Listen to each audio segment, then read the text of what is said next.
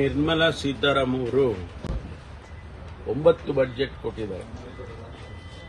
ಅವರ 9 ಬಜೆಟ್ನಲ್ಲಿ ಅತ್ಯಂತ ಕೆಟ್ಟ ಬಜೆಟ್ ಅಂತ ಹೇಳಕ್ ಹೋಗೋದಿಲ್ಲ ನಾನು. ವೀಕೆಸ್ಟ್ ಬಜೆಟ್ ಅಂದ್ರೆ ಈ ಬಜೆಟ್. ನಾವು ಅನೇಕ ನಿರೀಕ್ಷೆಗಳನ್ನು ಮಾಡಿದ್ದೇವೆ, ಬರೀ ಕರ್ನಾಟಕದಷ್ಟೇ ಅಲ್ಲ, ದೇಶದ ಪ್ರಗತಿಗೋಸ್ಕರ ಅನೇಕ ನಿರೀಕ್ಷೆಗಳನ್ನ ಜನಸಮುದಾಯ ಮಾಡಿದ್ದು. ಅದೆಲ್ಲ ಹುಸಿಯಾಗಿದೆ. ಹಿಂದೆ ಎಲ್ಲ ಬಜೆಟ್ಗಳನ್ನ ಕೃಷಿಗೆ ಪ್ರಾತಿನಿಧ್ಯ ಕೊಡ್ತಾ ಇದ್ರು, ಯಾಕೆಂದ್ರೆ ಹೆಚ್ಚು ಜಿಡಿಪಿಗೆ ಕಾಂಟ್ರಿಬ್ಯೂಟ್ ಆಗೋದೇ ಕೃಷಿಯಿಂದ.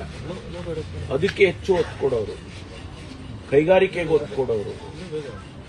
ಆಮೇಲೆ ಸೋಷಿಯಲ್ ಸೆಕ್ಟರ್ ಅಲ್ಲಿ ಈಗ ನಾವು ಬಡತನ ನಿರ್ಮೂಲನೆ ಆಗಬೇಕು ಅಂತ ಹೇಳ್ಕೊಳ್ತೀವಿ, ಘೋಷಣೆಗಳು ಮಾಡ್ತಾ ಇರ್ತೀವಿ. ಪ್ರತಿ ವರ್ಷ ಬಜೆಟ್ನಲ್ಲಿ ಅದಕ್ಕೆ ಸಂಬಂಧಿತವಾಗಿ ಬೇಕಾದಂತ ಕಾರ್ಯಕ್ರಮಗಳು ಕೊಡ್ತೀವಿ.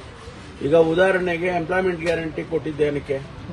ಡಾಕ್ಟರ್ ಮನಮೋಹನ್ ಸಿಂಗ್ ಅವರು ಎಂಪ್ಲಾಯ್ಮೆಂಟ್ ಗ್ಯಾರಂಟಿ ಕೊಟ್ಟಿದ್ದು ರೂರಲ್ ಎಕಾನಮಿ ಒಂದು ರೀತಿಯಲ್ಲಿ ಜಾಸ್ತಿ ಆಗಲಿ, ಇಂಡಿವಿಜುವಲ್ ಆಗಿ ಅವರ earning power rate, spending power ಅದು ಜಾಸ್ತಿ ಆಗಲಿ ಅಂತೇಳಿ ಅವರಿಗೆ ಎಂಪ್ಲಾಯ್ಮೆಂಟ್ ಕೊಟ್ಟಂಗಾಗುತ್ತೆ ಅಂತೇಳಿ the largest employment was given by that program in the entire world.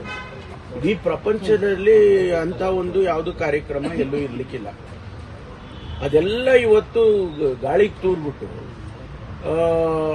ಇಡೀ ಸಮುದಾಯಕ್ಕೆ, ಇಡೀ ದೇಶಕ್ಕೆ ಒಂದು ರೀತಿಯಲ್ಲಿ ಅವರು ಒಂದು ನಮಗೆ ಬಹಳ ನಿರಾಸೆಯನ್ನು ಮಾಡಿದ್ದಾರೆ.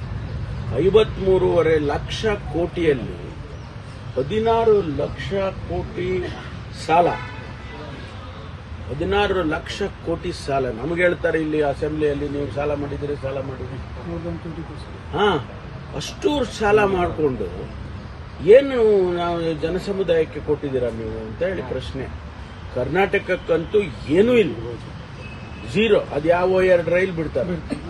ಆ ರೈಲು ಎಲ್ಲಿ ಬಿಡ್ತಾರೆ?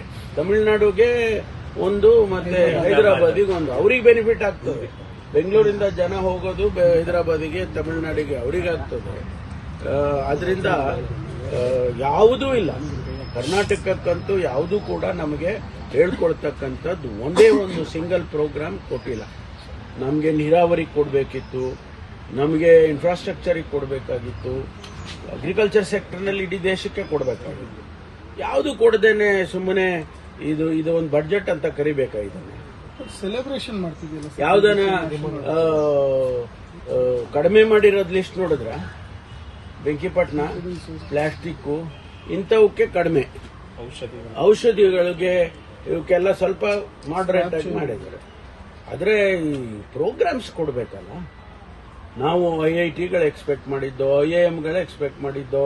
ಎಜುಕೇಶನ್ ಸೆಕ್ಟರ್ನಲ್ಲಿ ಇಷ್ಟು ವೇಗವಾಗಿ ಶಿಕ್ಷಣ ಬದಲಾವಣೆ ಆಗ್ತಾ ಇದೆ ಪ್ರಪಂಚದಲ್ಲಿ, ನಮ್ಮನ್ನ ಹಿಂದೆ ಕಿಟ್ಬಿಟ್ರೆ. Not only education sir, health ಸೇರಿ ನಿಮಗೆ ಏನ್ ಎಕ್ಸ್ಪೆಕ್ಟ್ ಮಾಡಿದ್ರಿ? ಏನಿಲ್ಲ, ನಾ ಹೇಳಿದ್ಮೇಲೆ IIMs ಎಕ್ಸ್ಪೆಕ್ಟ್ ಮಾಡಿದ್ದು ಕೊಡ್ಲಿಲ್ಲ ನಮ್ಗೆ. ಅದರಿಂದ ಬಹಳ ನೀರಸವಾದಂಥದ್ದು, ಬಹಳ ನಿರಾಶೆಯನ್ನ ಹೆಚ್ಚು ತಂದಿರತಕ್ಕಂತ ಒಂದು ಬಜೆಟ್ ಇದು ಅಂತ ಅಷ್ಟೇ ಹೇಳಿ.